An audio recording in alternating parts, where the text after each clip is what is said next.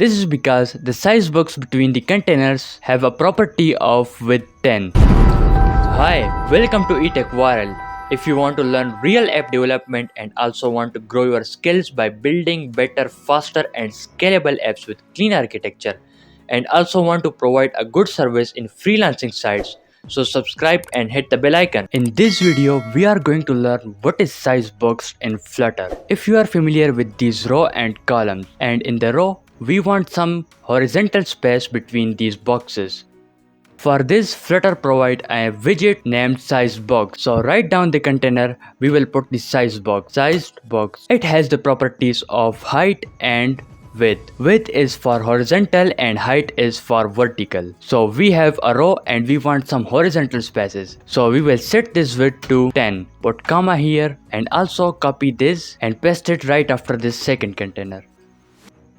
Ctrl S to see the result. You can see we got 10 spaces between these boxes. Like this, we specify between horizontal boxes. Let's suppose we have a column and again press Ctrl S. Now you can see the spaces among them is disappear. So why that happens? This is because the size box between the containers have a property of width 10 and this is a column. Width is for horizontal and height is for vertical. So this will no more width, we will change this width to height and also for the next one. Copy and paste it. Now you can see we got again the 10 space vertically. We also can specify the spaces using the simple containers like containers. We want the horizontal space, there is a property height 10 and this results will be same as this size box height 10.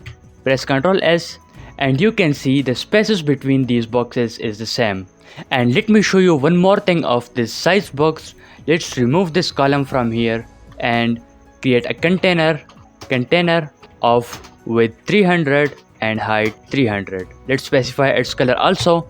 Color will be colors yellow. Now we have a yellow large box having 300 width and height. If we wrap this container with size box and specify its width and height with 200 and height to 100. If we press Ctrl S, you can see the size box width and height overrides this container's width and height. And another thing, let's remove this width and height from the size box dot expand. So this will expand in the whole UI. Press Ctrl S and it expands. If you have learned something from this little video, be sure to subscribe and hit the bell icon so that you will not miss any future updates and videos like this. Goodbye and see you in the next video.